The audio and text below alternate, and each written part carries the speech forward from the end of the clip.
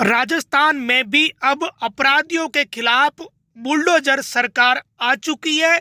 UP में योगी आदित्यनाथ की तर्ज पर राजस्थान के सीएम भजन लाल ने भी अपराधियों के खिलाफ बुलडोजर चलाना शुरू कर दिया है।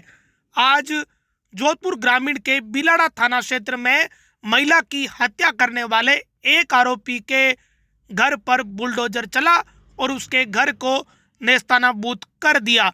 जिस तरीके से यूपी में सीएम योगी आदित्यनाथ ने अपराधियों में बुलडोजर का भय पैदा किया, ठीक उसी तर्ज पर आज राजस्थान में ये बुलडोजर चला है और जोधपुर ग्रामीण के बिलाड़ा थाना क्षेत्र में ये कार्रवाई हुई है। दरअसल बिलाड़ा थाना क्षेत्र के लांबा गांव में आज आरोपी अनिल विश्नोई के मकान पर प्रशासन ने बुलडोजर चलाया है। इसके पीछे की वजह यह है कि लांबा गांव में आरोपी का मकान गोचर भूमि पर बना हुआ था।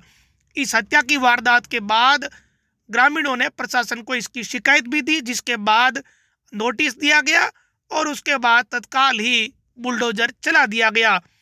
गौरतलब है कि जोधपुर के बिलाड़ा थाना क्षेत्र के लांबा गांव में 23 दिसंबर को दो युवक चोरी की नीयत से विवाहिता के घर में घुसे थे और महिला जाग गई और पहचान होने के डर से आरोपी अनिल विश्नोई ने अपने साथी साहिल के साथ मिलकर महिला अंजू विश्नोई की चाकू से गला रेत कर दर्दनाक तरीके से हत्या कर दी थी। वहीं 1 साल की मासूम बेटी काव्या व 12 साल की भतीजी पर भी चाकू से हमला कर दिया था, लेकिन उन दोनों की जान बच गई। इस मामले में पुलिस ने आरोपियों को गिरफ्तार कर लिया था और आज बड़ा एक्शन हुआ है। नई सरकार बनने के बाद से ही भजन लाल सरकार एक्शन में है और नई सरकार ने यूपी मॉडल के तर्ज पर राजस्थान में भी अपराधियों के खिलाफ बुलडोजर का अभियान एक तरीके से ये चलाना शुरू कर दिया है। इसके पीछे की वजह यह है कि आरोपी का मकान गोचर में बना हुआ था। गांव के लोगों ने इसकी शिकायत की और अनिल विश्नोई का मकान आज तोड़ दिया गया बुलडोजर की मदद से। दोपहर में आज बिलाड़ा के सीओ राजवीर सिंह, तहसीलदार आकांक्षा चौधरी पहुंचे और 12:35 पर कार्रवाई शुरू की। 2 बजे तक चली और 4 घंटे तक जेसीबी से इस मकान को तोड़ा गया और आसपास की जो दीवारें थी उन्हें भी तोड़ा गया है। इसे लेकर ग्रामीण एसपी धर्मेंद्र सिंह यादव ने कहा कि 23 दिसंबर को जो घटना हुई उस मामले में अनिल के घर को अतिक्रमण के रूप में चिन्हित किया था और आज हटाया गया है। एक तरीके से भजन लाल सरकार का ये संदेश है कि दबंगई पे दादागिरी करने वाले तथा अपराध करने वाले लोगों को बख्शा नहीं जाएगा। अगर ऐसा किया तो यूपी मॉडल के तर्ज पर राजस्थान में भी अब बुलडोजर गरजेगा। जहां जरूरत पड़ी वहां बुलडोजर का कानून भी काम में लिया जाएगा। ये एक तरीके से अपराधियों को मैसेज है। जिस तरह की कार्रवाई आज हुई है, एक आलीशान मकान को ढहा गया, तो एक तरीके से यूपी का मॉडल राजस्थान में भी लागू कर दिया गया है और अच्छा खासा मकान तोड़ा गया। वजह यह है कि मकान गोचर में बना हुआ था और इस आरोपी अनिल विश्नोई ने अपने साथी साहिल के साथ मिलकर एक महिला की हत्या कर दी थी। वजह यह थी कि चोरी करने के लिए घुसे थे, महिला जाग गई तो उस महिला को मार डाला गया, उसका पूरा परिवार उजाड़ दिया। ऐसे लोगों के खिलाफ सख्त कार्रवाई की जरूरत भी थी ताकि सोसाइटी में एक संदेश दिया जा सके और आज भजन लाल सरकार ने यही किया। यूपी मॉडल के तर्ज पर राजस्थान में भी उन लोगों पर बुलडोजर बरसने लगा है जो अपराध कर रहे हैं। बिलाड़ा थाना क्षेत्र में 23 दिसंबर को एक घटना हुई थी जिसमें एक पड़ोसी युवक और अपने साथी के साथ एक घर में घुसा और चोरी की नीयत से उसने एक महिला का मर्डर कर दिया था, जिसको लेकर पुलिस ने त्वरित कार्रवाई करते हुए विदिन 24 आवर्स दोनों मुलजिमों को गिरफ्तार कर लिया था और इसमें अग्रिम कानूनी कार्रवाई चल रही है।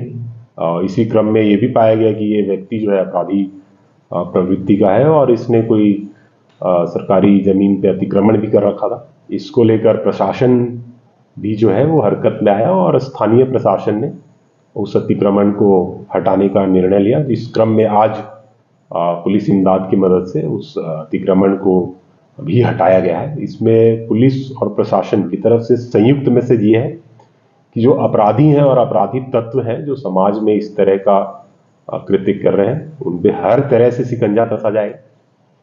जो आईपीसी सीआरपीसी के प्रावधान है उनके तहत उन्हें जो भी कानूनी प्रक्रिया उसके तहत सजा दी जाएगी। इसके अलावा भी जो समाज में एक वर्चस्व बनाते हैं और अन्य तरीकों से भी समाज में अपना एक दबदबा बनाते हैं, दबंगई करते हैं, उसके खिलाफ भी कार्रवाई किया जाएगा। और इसमें एक और मैसेज है कि पुलिस और प्रशासन संयुक्त रूप से ऐसे अपराधियों के खिलाफ कड़ी कार्रवाई करेगी। अच्छा सर, क्या नाम है अपराधी का और दो थे ना अपराधी, किसके हो रही है? इसमें एक तो अनिल बिश्नोई है और दूसरा साहिल है। अभी जो आज जो कार्रवाई की गई है अनिल बिश्नोई के अतिक्रमण के खिलाफ। सर ये ऐसा क्यों होता है कि जब कोई अपराधी होने के बाद पता लगता है कि उसने कब्जा कर रखा है या सरकारी जमीन पर, क्या पहले से जानकारी नहीं थी प्रशासन को? देखिए, अब इसमें बहुत तरह की प्रक्रियाएं होती हैं और बहुत सारे तंत्रों से सूचनाएं आती हैं, तो इसमें डेफिनेटली आगे से ये जरूर प्रयास रहेगा कि एक प्रोएक्टिव तरीके से, जैसे कि हम लोग हिस्ट्री शीटर्स वगैरह को का चिन्हीकरण कर रहे हैं तो उनके खिलाफ धरपकड़ की कार्रवाई हो रही है, जैसा कि आप लोग को पता है। तो इसमें भले ही वो अब आगे अपराध करें या नहीं करें, वैसे अपराधियों के अवैध अतिक्रमण का भी चिन्हीकरण किया जा रहा है और ये कार्रवाई लगातार चलेगी। तो जो सवाल है आपका कि पहले से पता रहता है या नहीं, बिल्कुल आपका सही सवाल है। और इसमें ऐसे आदतन अपराधियों और बड़े अपराधियों की सूची तैयार की जा रही है और उनके संपत्तियों की भी सूची तैयार की जा रही है। जैसे आप लोगों को पूर्व में पता होगा कि एनडीपीएस जो स्मगलर्स हैं उनके भी संपत्ति हमने कुछ फ्रीज किए हैं और लगातार कर रहे हैं, जो 68F एनडीपीएस एक्ट के तहत है। तो बिल्कुल ही हम लोग किसी भी अपराधी के अपराध करने का इंतजार नहीं कर रहे हैं, उनके संपत्तियों का चिन्हीकरण चल रहा है और लगातार इन पे कार्रवाई होगी। सर ये एक मैसेज है और आगे ऐसी कार्रवाई लगातार देखने को मिली। अब बिल्कुल जैसा मैंने बताया, साथी पत्रकार हम जैसा पूछ रहे थे कि पहले से हमें क्यों नहीं पता रहता है, तो उसका भी लगातार चिन्हीकरण चल रहा है। तो उनके अपराध करने का इंतजार नहीं करेंगे, उसके पहले ही ऐसे अपराधियों को हर तरह से शिकंजा कसेंगे। राजपासन में भी निरुद्ध हो रहे हैं, पिट एनडीपीएस एक्ट में भी निरुद्ध हो रहे हैं। तो इंतजार हम लोग नहीं करेंगे, हर तरह से प्रिवेंटिव एक्शन लेके कोशिश यही है कि ऐसे अपराधी अपराध ना करें। कितनी प्रॉपर्टी की कॉस्ट आई है, कुछ कितना नुकसान हुआ है, मतलब कितना डैमेज किया है उस प्रॉपर्टी को? कुछ लाख या करोड़ में, एग्जैक्ट अमाउंट हम आपको प्रेस नोट के सामने देंगे। सर